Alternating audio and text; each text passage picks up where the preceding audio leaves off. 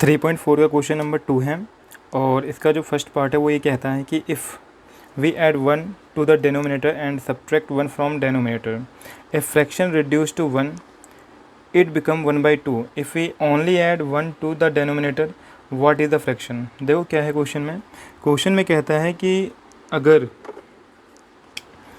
हम 1 को न्यूमरेटर में, जैसे कोई से भी मान लेते हैं एक्स वाई लेट कर लेते हैं, अगर यहाँ पे हम अगर 1 को ऐड कर दें न्यूमरेटर में और सब्ट्रैक्शन कर दें 1 डिनोमिनेटर में से, तो फ्रैक्शन जो होता है ना 1 हो जाता है। और अगर ये जो है 1/2 हो जाता है अगर हम डिनोमिनेटर में से, यानी डिनोमिनेटर अगर मेरा कुछ हो उसमें से अगर मैं एक को ऐड कर दूँ, उसमें अगर एक को ऐड कर दूँ तो जो मेरा फ्रैक्शन है वो 1/2 हो जाता है। ठीक है ना, तो हमें वो फ्रैक्शन बताना है क्या होगा। ठीक है, तो देखो क्या करना होगा, सिंपल क्वेश्चन है और इसमें बस हमें इक्वेशन बनाना पड़ेगा पहले तो इसमें क्या कहता है कि भाई सबसे पहले लेट कर देंगे, लेट न्यूमरेटर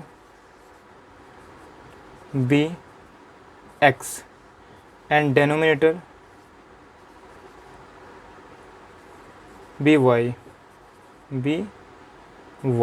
ठीक है ना, हम न्यूमरेटर को x मान लेते हैं और डिनोमिनेटर को y मान लेते हैं। तो क्या कहता है आगे इसमें, तो फ्रैक्शन क्या हो जाएगा, जो फ्रैक्शन होगा हमारा वो हो जाएगा x अपॉन में आई, यानी न्यूमरेटर अपॉन में डिनोमिनेटर। तो क्या कहता है आगे इसमें कि अकॉर्डिंग टू क्वेश्चन कि अगर x में हम 1 को ऐड कर दें और डिनोमिनेटर में से y को माइनस कर दें तो जो हमारा फ्रैक्शन जो होता है वो रिड्यूस हो जाता है 1।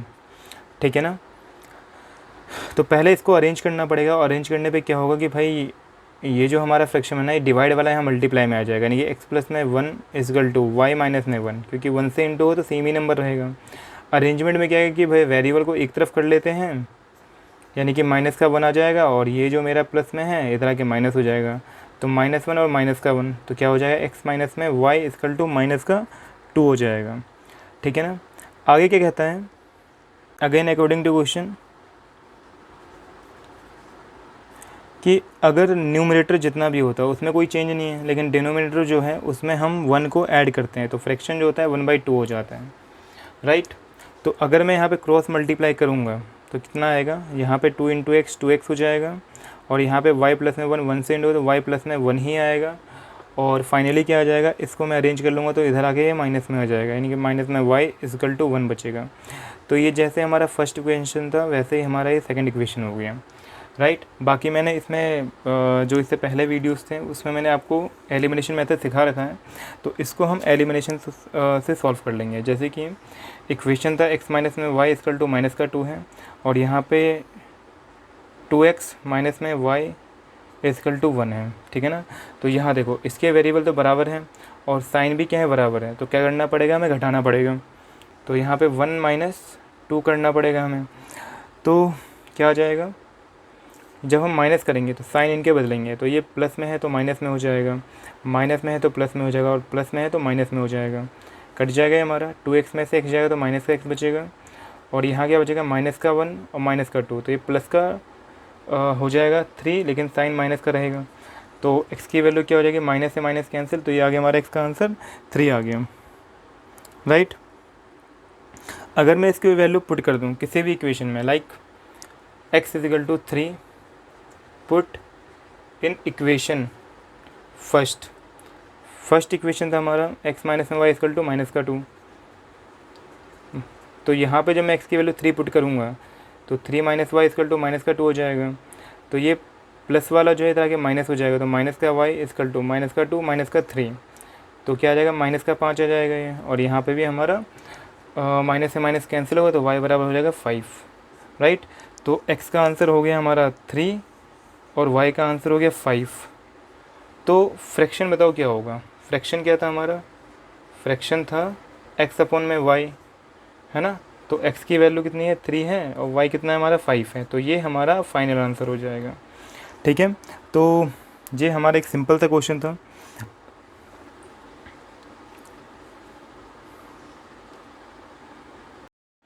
सेकंड क्वेश्चन है, 5 years ago Nouri was thrice as old as Sonu. 10 years later Nouri will be twice as old as Sonu. How old are Noori and Sonu. तो क्या कहता है क्वेश्चन में कि भाई 5 साल पहले ना जो नूरी की एज है वो 3 गुनी है जितना भी सोनू का एज है। फिर आगे कहता है कि 10 ईयर लेटर यानी 10 साल के बाद जो नूरी का जो एज है ना वो 2 गुना हो जाएगा सोनू की एज का। तो कितना एज है नूरी का और सोनू का। तो क्या करने वाले, सबसे पहले लेट करने वाले हैं, ठीक है। तो क्या कर लेते हैं, लेट कर लेते हैं। तो सेकंड क्वेश्चन था, लेट कर लेते हैं, लेट प्रेजेंट एज ऑफ नूरी। नूरी की प्रेजेंट एज को हम एक्स मान लेते हैं। तो जो प्रेजेंट एज होगी सोनू की वो क्या हो जाएगा, वो मानना पड़ेगा हमें वाई, ठीक है ना। तो सिंपली क्या कहता है यहाँ पे कि अकॉर्डिंग टू क्वेश्चन कि 5 साल पहले, तो अगर अभी किसी की एज हमारे पास अगर एक्स है तो सिंपल सी बात है भाई, उसमें से हमें 5 को माइनस करना पड़ेगा। ऐसे समझो जैसे मान के चलो कि आपकी एज जो है ना वो 20 ईयर है, तो 5 साल पहले एज कितना रहा होगा भाई, 15 रहा होगा। 15 कैसे आएगा कि भाई जितना भी होता है तो 5 को माइनस कर दूंगा। तो उसी तरीके से अगर किसी की एज अभी एक्स है तो 5 साल पहले कितना रहा होगा, एक्स माइनस 5 रहा होगा, ठीक है। और ये कहता है ये तो नूरी की एज होगी 5 साल पहले की, तो सोनू का भी उतना ही रहेगा, यानी सोनू की कितने हो जाएगी, जितना भी होगा उसमें से 5 माइनस कर देंगे। तो क्या कहता है, नूरी की जो एज है ना, सोनू का जितना भी एज होता है उसका 3 मल्टीप्लाई है, यानी थ्राइस है, ठीक है। तो ये हमारा इक्वेशन फॉर्म हो जाएगा। तो क्या आएगा, एक्स माइनस में 5 equal to 3 into y, 3y minus का 5 3 या 15 अरेंज करना है हमें। तो 3y इधर ले आएंगे और ये इधर हो जाएगा माइनस आके, तो माइनस 15 और प्लस का 5 होगा तो घट जाएगा ये हमारा, तो कितना आ जाएगा, माइनस का 10 आ जाएगा। तो x माइनस में 3y इक्वल टू हो गया हमारा 10 माइनस का, ये हमारा फर्स्ट इक्वेशन हो गया। आगे क्या कहता है कि 10 साल के बाद, ठीक है ना, again according to question, again according to question. तो क्वेश्चन में ये कहता है कि जितने भी इनकी एज है ना कि x है, तो 10 साल के बाद कितना रहा होगा। अगर मान लीजिए भाई 20 साल एज थी तो 10 साल के करोगे इसमें ऐड कर दोगे तो 30 हो जाएगा। तो 30 कैसे आया, 10 को ऐड करने पे। तो उसी तरीके से अगर प्रेजेंट एज हमारा x है तो 10 को ऐड कर दूंगा इसमें, है ना, और इधर भी करूँगा 10 को ऐड कर दूंगा।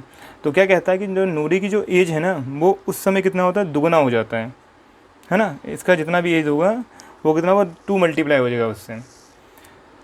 तो कितना आ जाएगा भाई, x प्लस में 10 इजिकल टू 2y प्लस का 20 हो जाएगा। और अरेंज कर लो इसको, तो इधर आके माइनस हो जाएगा ये, और ये माइनस का 10 इधर आएगा तो घटेगा, माइनस में हो जाएगा। तो 20 माइनस में 10 हो जाएगा। तो x माइनस में 2y कितना आ जाएगा, ये हमारा 10 आ जाएगा। तो ये हो गया सेकेंड इक्वेशन, ठीक है। आगे अगेन इन दोनों को हम सॉल्व कर लेंगे। तो कितना है, x माइनस में 3y इजिकल टू है हमारे पास माइनस का 10, और ये x माइनस में 2y इजिकल टू है 10 है। तो यहाँ पे x और x के वेरिएबल बराबर हैं, तो अगेन 1 में से माइनस कर रहे हैं हम 2 को, तो क्या होगा, इसका साइन बदल जाएगा, माइनस में प्लस में माइनस में कट जाएगा हमारा। तो माइनस का 3y और प्लस का 2y घटेगा, तो ये माइनस का y बचेगा। और 10 और 10 कितना हो जाएगा, 20 हो जाएगा, लेकिन माइनस का हो जाएगा। तो माइनस से माइनस कैंसिल, y की वैल्यू हो गई कितने, 20, यानी सोनू का एज आ गया इसमें 20 ईयर का। और इसकी वैल्यू अगर मैं फर्स्ट इक्वेशन में पुट कर दूँ, यानी y इक्वल टू 20 पुट कर दूँ मैं, पुट इन इक्वेशन फर्स्ट, तो x minus 3y equal to minus का 10, तो x माइनस में 3 इंटू में 20 इजकल टू माइनस का 10, तो x minus 60 equal to minus का 10, तो x equal to minus 10 plus में 60, तो कितना आ जाएगा हमारा 50 आ जाएगा। यानी नूरी की जो एज है वो कितना है, 50 साल की है, और सोनू का एज कितना है, 20 ईयर का है। ये बात समझ में आई। तो ये हमारा क्वेश्चन नंबर 2 था। क्वेश्चन नंबर 3 है, the sum of the digit of a 2 digit number is 9, also 9 times this number is twice the number obtain by reversing the order of the digit, find the number. देखो क्या मतलब है, कहता है यहाँ पे कि जो 2 नंबर है ना उनका सम कितना है, 9 है। मान के चलो कि कोई से भी 2 नंबर है, जैसे फॉर एग्जांपल 5 एंड 4 है, इनको जोड़ने में कितना आएगा, 9 आएगा ऐड करने पे, ठीक है ना। एक जनरल एग्जांपल लिया है बस समझाने के लिए कहता है यहाँ पे कि 9 times this number is twice the number obtain by reversing the order of digit.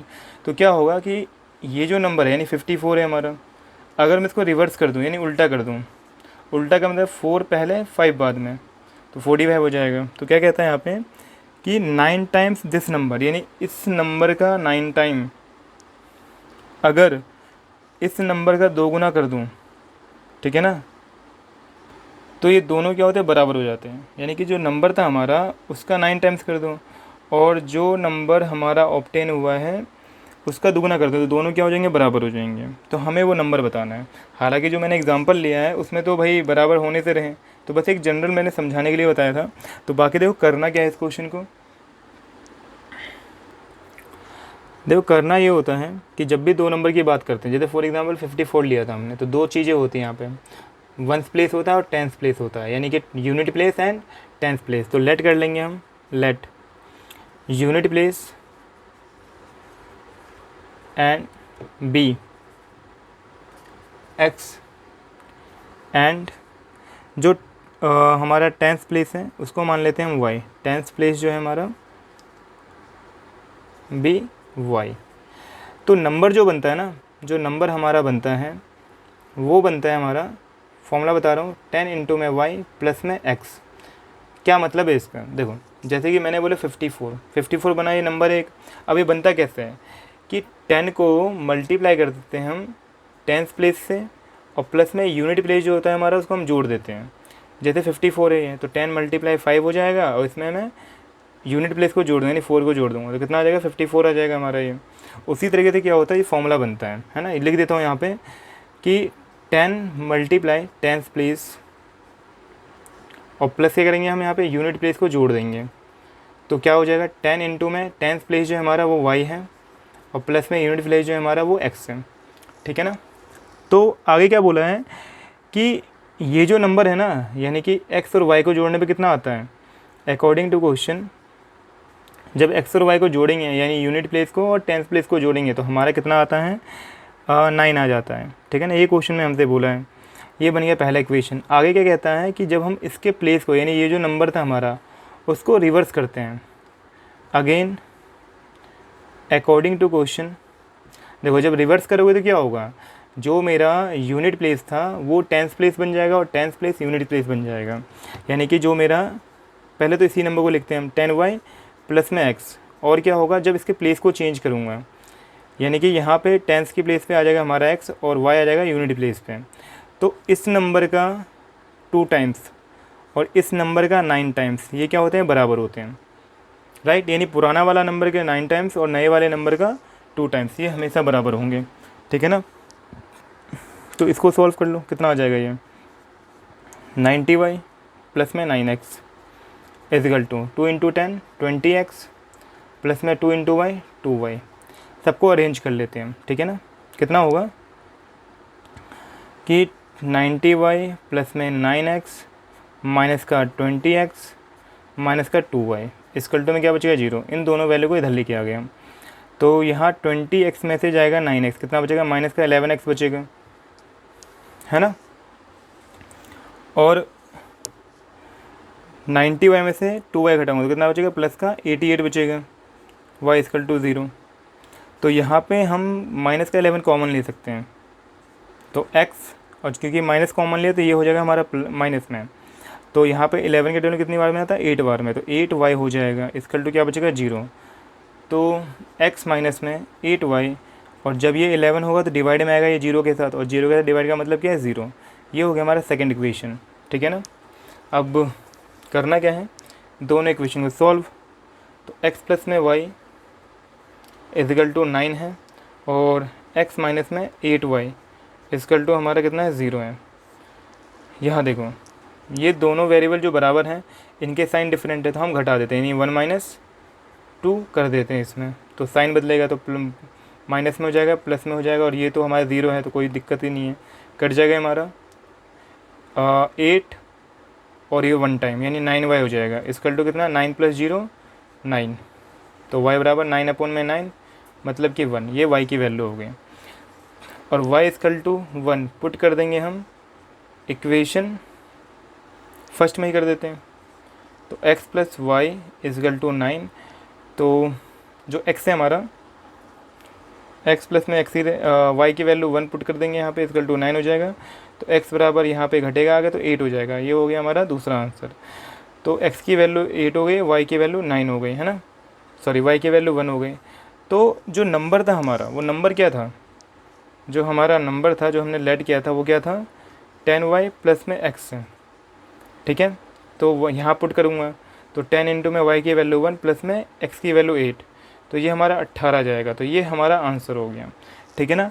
तो देखो ये जो हमारा आंसर आया ना, ये हमारा रिवर्स भी हो सकता है, यानी 81 भी हो सकता है। अगर मैंने यहाँ पे माना होता, जैसे यूनिट प्लेस को मैंने x मान रखा है, अगर मैंने इसको y माना होता यूनिट को और टेंस को माना होता x, तो मेरा ये आंसर आता है 81। तो दोनों ही करेक्ट होते हैं वो, ठीक है ना। वो क्या है कि डिपेंड करने पे, लेट करने पे डिपेंड करता है वो, ठीक है। तो इसको नोट कर लो और फिर करते हैं नेक्स्ट क्वेश्चन। क्वेश्चन में 4 है, कहता है Meena went to a bank to withdraw ₹2000। She ask the cashier to give her ₹50 and ₹100 notes only. Meena got 25 note in all. Find how much note of ₹50 and ₹100 she received. ठीक है ना। देखो क्या है क्वेश्चन में कहता है कि भाई मीना जो है ना, वो बैंक जाती है और वहाँ से 2000 रुपये निकालती है और वो कैशियर से कहती है कि भाई उसको 50 के और 100 के नोट चाहिए बस।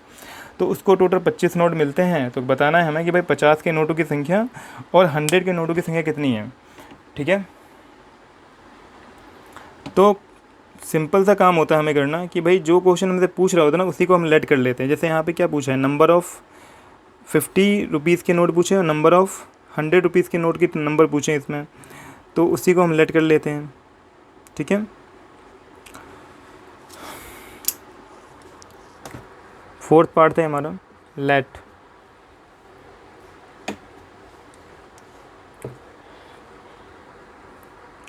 The number of ₹50 notes and ₹100 notes be X and Y respectively, ठीक है ना। यानी 50 के नोटों की संख्या हमने x मान ली है और 100 के नोटों की संख्या हमने y मान ली है। तो क्वेश्चन में क्या बोला था कि जब दोनों नोट मिलते हैं, यानी x plus y equal to क्या हो जाता है हमारा, टोटल कितने नोट मिलते हैं भाई, 25 नोट देता है हमें कैशियर। ये हमारा पहला इक्वेशन हो गया, ठीक है। अब देखो क्या होगा आगे। सिंपल सी बात है कि अगर मेरे को 25 नोट मिलते हैं तो इसमें क्या है, इसमें कुछ 50 रुपीज़ के हैं और कुछ 100 रुपीज़ के हैं। तो जब मैं इन नोटों को काउंट करूँगा, यानी नंबर्स ऑफ नोट है, इसको जब मैं 50 से इंटू कर दूँगा, ठीक है ना, और प्लस में इसको मैं 100 से इंटू कर दूंगा, तो कितने टोटल रुपए निकलेंगे, 2000, ठीक है ना। समझ में नहीं आई हुई बात, देखो कैसे समझना है। जैसे मान के चलो कि भाई आपके पास ना 50 रुपये के जो नोट है ना, वो आपके पास भाई 10 हैं, ठीक है ना। तो बता सकते हो क्या कितने टोटल होंगे हमारे पास, 500 रुपये होंगे।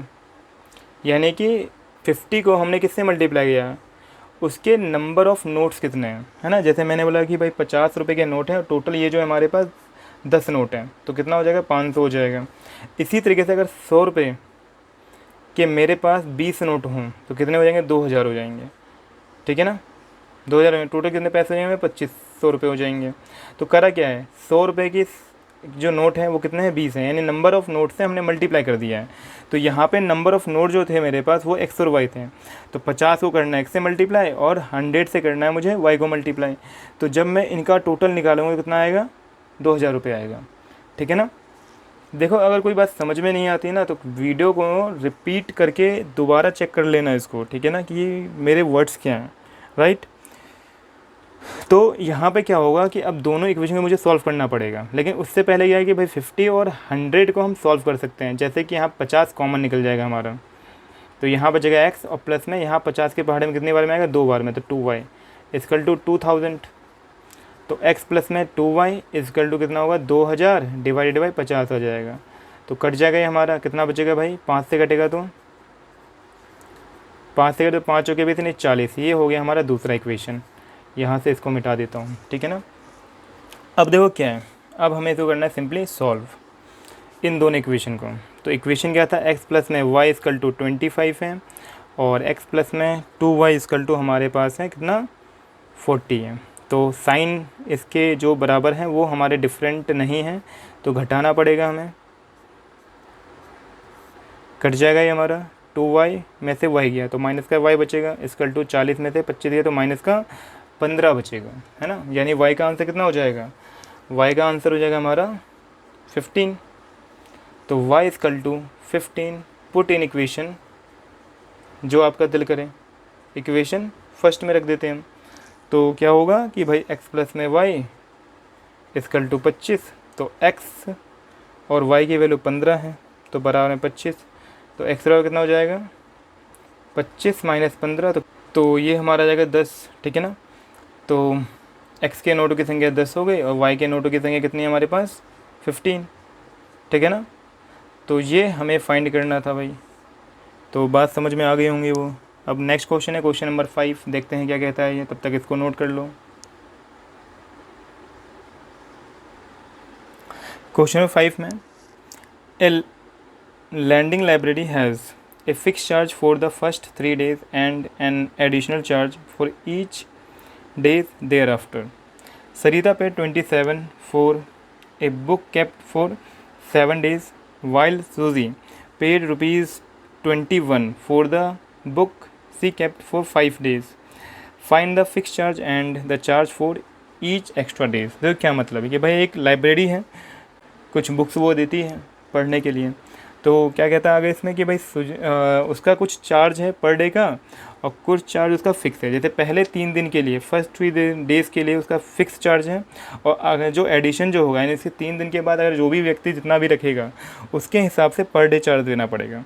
तो सरिता जो है वो 27 रुपये पेड करती है अगर वो 7 दिन रखती हैं, तो 7 दिन में क्या होगा 3 दिन तो फिक्स होगा, 4 डेज़ हमारा क्या होगा पर डे के चार्ज में देना पड़ेगा। सूदी जो है 21 रुपये देती हैं और ये 5 दिन रखती हैं, जिसमें 3 दिन हमारा फिक्स है तो 2 दिन हमारा एक्स्ट्रा रहेगा तो एक्स्ट्रा चार्ज देना पड़ेगा।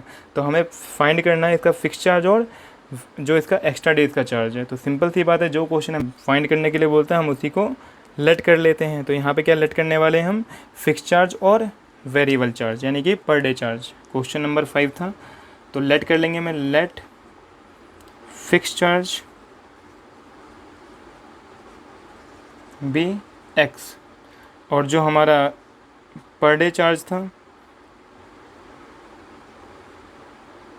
पर डे जो चार्ज था उसे हमने मान लिया कितना y मान लिया, ठीक है ना। तो क्वेश्चन ये कहता है यहाँ पे, अब ध्यान से समझना ज़रा, इसमें क्वेश्चन कहता है कि भाई जो सरिता जो है ना वो 7 दिन रखती है बुक अपने पास, तो 7 में से 3 दिन क्या हो गया फिक्स हो गया और 4 दिन क्या हो गया पर डे के हिसाब से हो गया। तो 3 दिन तो फिक्स है और जो फिक्स चार्ज है वो कितना x है हमारा, यानी यहाँ पे x इसकी प्लेस पे है और बाकी 4 दिन के हिसाब से उसको देने पड़ते हैं जितना भी दें, यानी y हमने लेट किया है तो 4 इंटू वाई, तो टोटल कितना पेमेंट करना पड़ता है इसको 27 रुपये देने पड़ते हैं। चलो एक नॉर्मल एग्जांपल लेते हैं, जैसे अगर मैं कहता हूँ कि भाई आप किसी ना लाइब्रेरी जाते हो और वहाँ से ना आप बुक लेते हो पढ़ने के लिए, तो लाइब्रेरी वाला आपसे ये कहता है कि भाई अगर आप बुक लेके जाओगे तो आपको 3 दिन के लिए ना 10 रुपये देने पड़ेंगे, 3 दिन के लिए 10 रुपये देने पड़ेंगे। लेकिन अगर आप एक्स्ट्रा रखोगे तो हर दिन के हिसाब से 5 रुपये देने होंगे, ठीक है ना। तो बताओ अगर आपने टोटल 4 दिन रखे बुक तो कितना पेमेंट करना पड़ेगा आपको। तो भाई 3 दिन के तो 10 रुपये हो गए और प्लस में एक एक्स्ट्रा दिन पढ़ा आपने तो 5 रुपये देने पड़े आपको, तो कितना देना पड़ेगा टोटल 15 रुपये देना पड़ेगा।